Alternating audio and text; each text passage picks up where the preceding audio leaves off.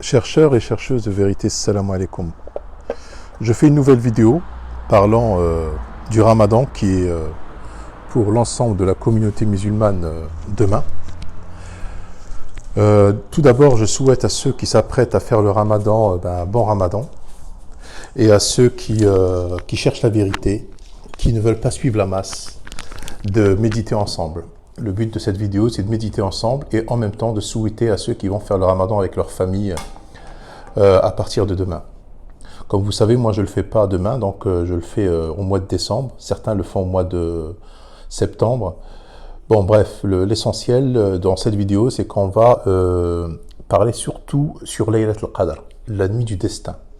À savoir que la nuit du destin, c'est dans cette nuit-là que le Coran est descendu. La nuit du destin, c'est là où les anges descendent, ainsi que l'esprit, c'est-à-dire Ruh. L'esprit, c'est l'ange Gabriel qui vient avec le message divin. Et il descend à chaque fois cette nuit-là.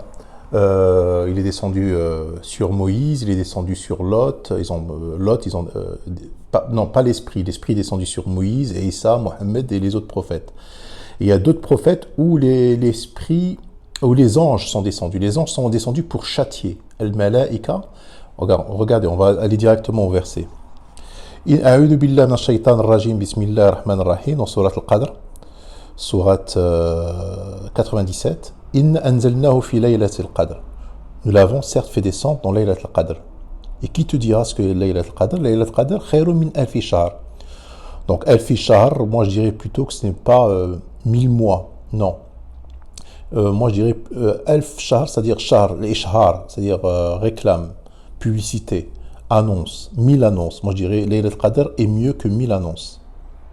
Parce que c'est là où Allah annonce, il a des nouvelles que Allah transmet à ses messagers et à l'humanité. C'est des nouvelles. Donc c'est shahr, ça veut dire ça. Khair min alf shahr, c'est-à-dire min alf ishhar ou min alf voilà.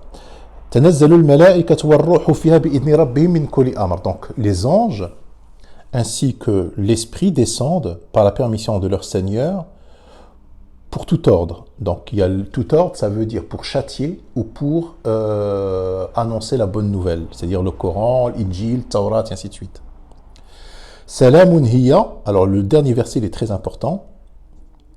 Salamun hiya hatta matla'il fajr. Donc le mot hatta dans la langue arabe, hatta annonce que c'est quelque chose de long. C'est une nuit très longue. Hatta, ça veut dire que c'est très long. Elle est paix et salut jusqu'à l'apparition de l'aube. Donc cette nuit-là, il ne se passe rien. Il ne se passe rien comme châtiment. Parce que les anges, quand ils descendent, c'est dans l'ordre de leur Seigneur, c'est pour détruire le peuple de Lot, le peuple de Had, le peuple de Thamud, tous les peuples qui ont transgressé. Allah les a cités dans le Coran. Et il y a un autre verset qui est très intéressant aussi, dans Surat Ad-Dukhan 44, Surat 44, les 3 ou 4 premiers versets. Hamim, par le livre, alors Hamim, par le livre, le Coran explicite, c'est comme ça qu'ils ont traduit, moi j'ai le mubin, c'est-à-dire par le Coran étant clair. Nous l'avons fait descendre, c'est-à-dire le Coran, en une nuit bénite. Donc le mot Mubarakah, Inna anzalnahu fi laylatin mubarakah, inna kunna mundirin. Donc Mubarakah, tu ne peux pas, pour chercher la nuit du destin, déjà pour trouver le Ramadan, il faut trouver la nuit du destin. C'est logique, puisque dans le Surat al-Baqarah, le Ramadan, on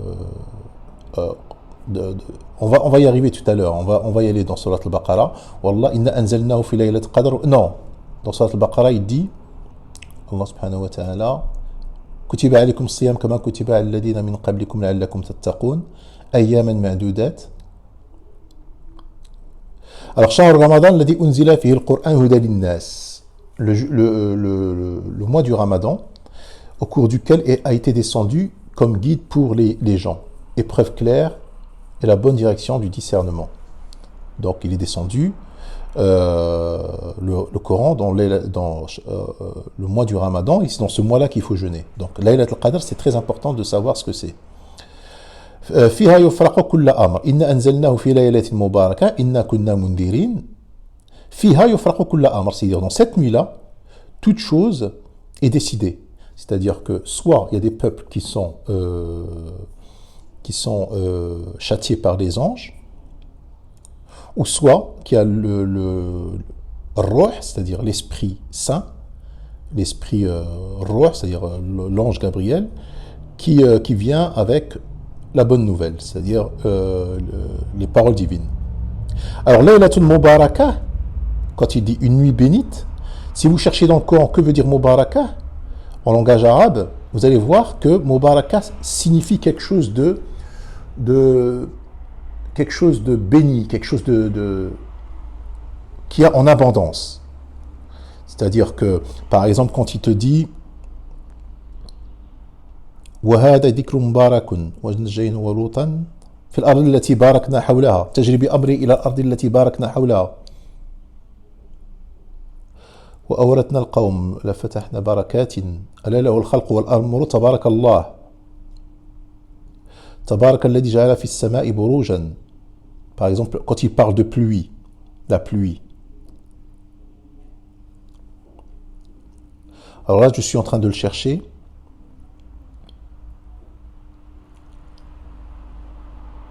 أهبط بسلام وأورثنا القوم الذي كانوا يستضعفون مشارق الأرض ومغاربها التي باركنا حولها. Il y a beaucoup de versets.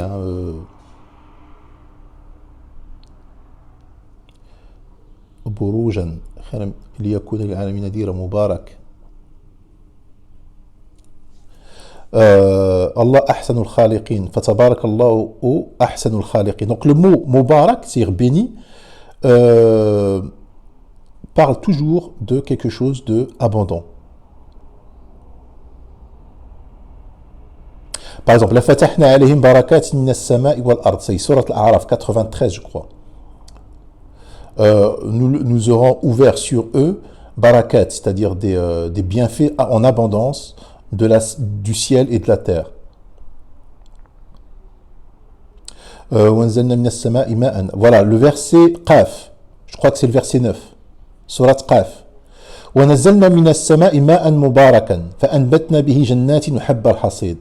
avons fait descendre du ciel de l'eau bénie, c'est-à-dire de l'eau en abondance, bénie, mubarakan. Et avec cette eau, c'est-à-dire il ne peut pas avoir une petite eau, il faut avoir beaucoup d'eau. Donc où je veux en venir, c'est que Laylat al-Qadr peut être qu'une nuit très longue. Vous pouvez remarquer que Moïse, quand il est parti avec sa famille, il est parti dans le mont Sinaï, il cherchait un feu parce qu'il faisait froid. Il cherchait un feu pour... si vous lisez bien et vous méditez dans tout ce qui concerne Moïse et le feu ardent, quand il a trouvé le feu ardent, c'était un moment où il avait froid, il n'arrivait pas à allumer un feu et ce feu-là était vital pour lui et sa famille pour se réchauffer. Alors, c'était une nuit longue et une nuit froide. Bon, déjà une nuit froide. Alors ça peut être qu'une nuit longue, puisque c'est en hiver. Il faut comprendre que dans la planète Terre, nous, en France, même dans la Méditerranée, nous avons les mêmes saisons à peu près. C'est les mêmes saisons. Après, vous allez remarquer que Issa, quand il est né au moment où sa mère devait manger de ses dattes. Et il y a une variété de palmiers qui poussent à Jérusalem, qui fait des dattes jusqu'au mois de décembre. D'accord ? Si vous faites des recherches, vous trouverez que c'est pas les mêmes variétés de palmiers qu'il y a en Algérie, par exemple. Celle qui est en Jérusalem, c'est une variété de palmiers qui fait des dattes jusqu'au mois de décembre. Vous allez remarquer que Mohammed alayhi salam, puisque maintenant nous nous orientons tous vers la Terre Sainte, le Beit al-Haram, que c'est à Petra. Donc Petra qui est dans le nord, à 1500 km dans le nord de le Kaaba actuel. Et là-bas, il faisait froid la nuit. Donc, Ya ayyuhal muzammil, ô toi l'enveloppé, ô toi qum fa'andir. Donc ça, c'est le premier verset qui est descendu. Donc il était enveloppé, il avait froid.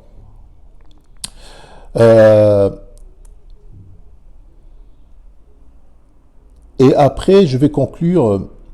Alors maintenant, pourquoi les gens font le ramadan actuellement sans se préoccuper de Laylat al-Qadr? Ils suivent juste la masse.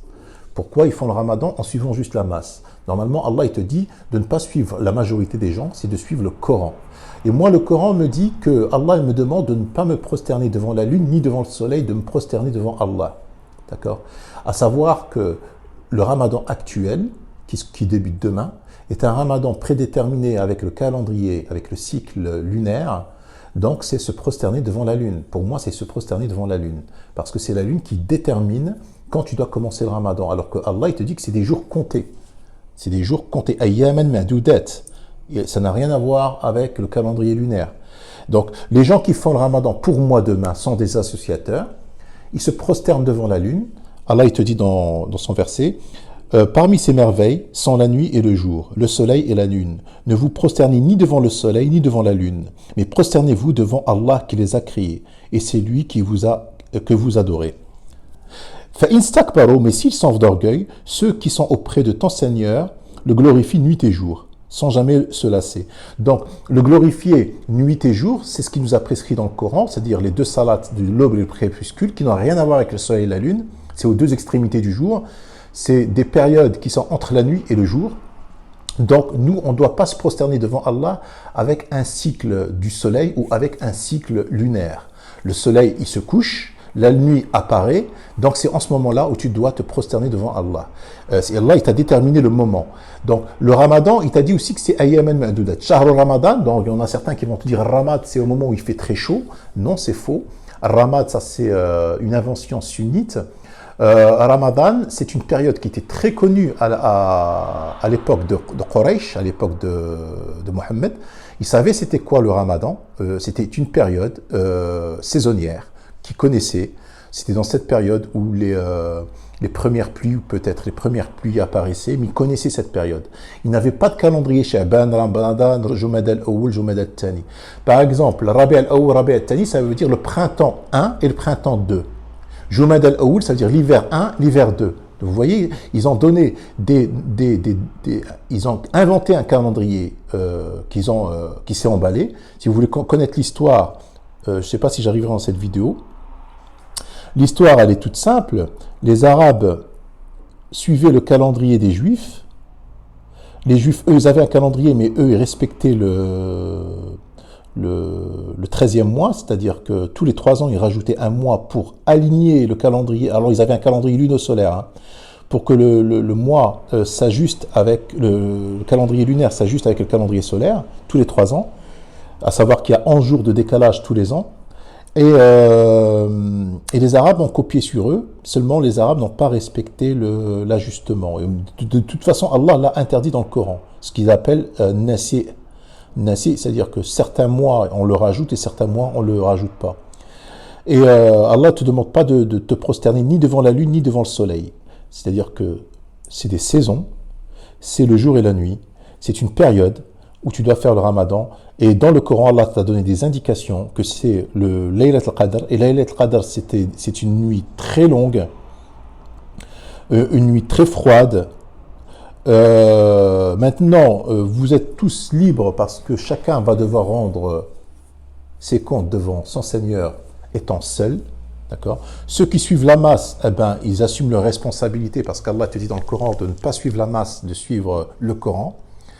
Ceux qui veulent connaître la vérité, vous avez qu'à commencer par chercher la nuit d'Al-Qadr à travers le Coran. Je répète, vous avez qu'à chercher quelle est la nuit de l'Qadr à travers le Coran, la nuit du destin. Cette nuit-là est la clé. C'est la nuit-là qui est la clé du jeûne, du ramadan. C'est-à-dire que si tu trouves cette nuit, tu es, on va dire, à 90% dans la période de Siyam. Tu es à 90% de la période, si tu trouves cette nuit.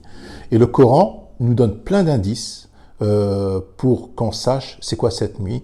Par exemple, quand il avait un rendez-vous avec son Seigneur Moïse, Allah lui a donné 30 jours et puis il lui a donné un rendez-vous de 30 jours, puis il lui a rajouté de 10.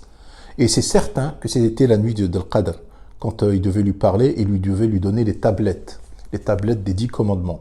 C'était cette nuit-là aussi. C'est dans cette nuit-là que Allah intervient.